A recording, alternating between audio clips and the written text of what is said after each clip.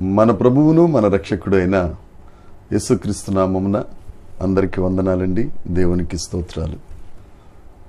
దేవుని కృప మరొక నూతన దినమును దేవుడు మనకు అనుగ్రహించినందుకు సమస్త మహిమ ఘనత ప్రభావములు యేసయ్యకే చెందునుగాక. ఆ గొప్ప దేవుడు ఈ నూతన దినములో మనకు అనుగ్రహించిన దేవుని యొక్క కృపావార్త, దేవుని యొక్క వాగ్దానము సామెతల గ్రంథము 4వ అధ్యాయము 22వ వచనము. దొరికిన వారికి అవి జీవమును వారి సర్వ శరీరమునకు ఆరోగ్యమును ఇచ్చును. దేవునికి మహిమ కలుగునుగాక, దేవునికి స్తోత్రం కలుగునుగాక. ఆ సర్వకృపానిధి అయిన దేవుడు, వాక్యమైన దేవుడు, మన దేవుడు ఈ దినాన మనతో మాట్లాడుతున్న మాట, ఎవరికైతే అవి దొరుకుతాయో వారికి జీవము, వారి సర్వ శరీరమునకు ఆరోగ్యం ఇస్తానని దేవుడు వాగ్దానం చేస్తున్నాడు. అవి దొరికిన వారికి ఏవి దొరకాలి? చాలామంది రకరకాల ఆలోచనలు, ప్రయత్నాలు చేస్తూ ఉంటారు ఈ దైనందిన జీవితంలో, ఈ లోకంలో.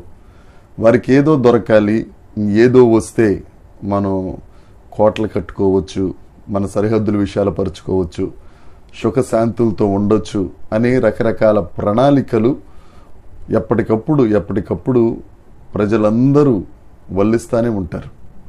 కానీ దేవుడు చెప్తున్నారు, వాక్యం చెప్తుంది సామెతల గ్రంథం 4వ అధ్యాయం 22వ వచనంలో, అవి దొరికిన వారికి ఏవి దొరకాలి అని అంటే, కొన్ని 2 వచనాలు పైకి వెళ్తే సామెతల గ్రంథం 4వ అధ్యాయం 20వ వచనం 21వ వచనం కూడా చూస్తే, నా కుమారుడా నా మాటలను ఆలకింపము, నా వాక్యములకు చెవియొగ్గుము.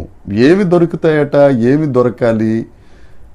దేవుని యొక్క మాటలు, దేవుని యొక్క వాక్యం మనం ఆలకించి చెవిని పెడితే, నీ కన్నుల ఎదుట వాటిని తొలగనీయకుము, నీ హృదయమందు వాటిని భద్రం చేసుకో. దేవుని మాటలు మన హృదయంలో భద్రం చేసుకుంటే, అవి దొరికితే మనకు జీవం వస్తుంది. లోకమంతా జీవం కోసం పరిగెడతా ఉంటే, పలానా చోట జీవం దొరుకుతుంది, పలానా చోట రక్షణ దొరుకుతుంది, నా బ్రతుకు బాగుపడాలని పరిగెడతా ఉంటే, యేసుక్రీస్తు ప్రభు ఈ దినాన్న నీతో సూటిగా మాట్లాడుతున్నాడు. ఆ వాక్యం నీ హృదయంలో ఉంటే, ఆ నీకు దొరికిన ఆ వాక్యాన్ని నీ హృదయంలో భద్రం చేసుకుంటే, ఆ వాక్యమే జీవము. యేసుక్రీస్తు ప్రభు చెప్తారు కదా యోహాను సువార్త 14వ అధ్యాయంలో, నేనే మార్గము, నేనే సత్యం, నేనే జీవం. ఆ వాక్యం అనే యేసయ్య నీకు దొరికితే చాలు, నీ బ్రతుకులో జీవం. వాక్యము వెలువడి ఎగుట తోడనే వెలుగు పుడుతుంది. నీ బ్రతుకులో చీకటి పోయి జీవమైన వెలుగు నువ్వు సంతరించుకోగలవు. నా ప్రియ సహోదరి సహోదరుడా, నువ్వు ఏ విషయంలో చీకట్లో ఉన్నావో, ఏ విషయంలో మృతతుల్యంగా ఉన్నావో, దేవుడి దినాన్న నీతోనే మాట్లాడుతున్నాడు. ఆ మృతతుల్యమైన, ఆ క్షయమైన దానిని దేవుడు తొలగించి జీవముతో నింపి అక్షయతను నీకు అన్ని విషయాల్లో అనుగ్రహించే గొప్ప దేవుడు వాగ్దానం చేస్తున్నాడు. ఈ వాగ్దానాన్ని స్వతంత్రించుకో. జీవమే కాదు, సర్వ శరీరమునకు ఆరోగ్యం. ఏ రోగాలతో ఉన్నావో, ఏ కుదరని రోగం నిన్ను బాధ పెడుతుందో ప్రియ సహోదరుడా, కొన్ని చెప్పుకోలేని రోగాలు, బాధలు, కుమిలిపోతున్నావేమో, యేసయ్య నీతో మాట్లాడుతున్నారు. వాక్యం నీ గుండెల్లో ఉంటే నీ సర్వ శరీరానికి ఆరోగ్యం, నీకు జీవం. ఆర్థిక ఇబ్బందులు అనే విషయంలో మరణించావా, దేవుడు అక్కడ నీకు జీవాన్ని ఇస్తాడు.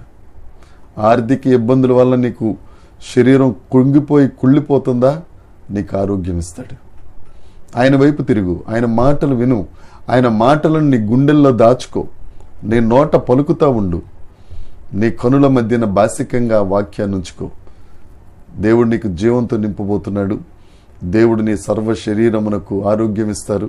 నీ ఎముకలకు సత్తు ఇచ్చి, నువ్వు ఎక్కడైతే ఒంటరైపోయి నీరసమైపోయి రకరకాల పరిస్థితుల్లో ఉన్నావో, ప్రతి ఒక్కరూ నీ దగ్గరికి పరిగెత్తుకొచ్చేటట్లుగా ఒక ఉన్నతమైన స్థాయిలో, ఉన్నత శిఖరాల మీద దేవుడు నిన్ను రాబో కాలంలో ఎక్కించబోతున్నారు.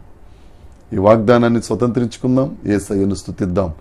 దేవుడు నిన్ను ఆశీర్వదించి అనేకులకు ఆశీర్వాదకరముగా ఉంచునుగాక. దేవుడు ఈ మాటలను దీవించునుగాక. దేవుని కృప మనలందరికీ తోడై ఉండునుగాక. ఆమేన్, ఆమేన్, ఆమేన్.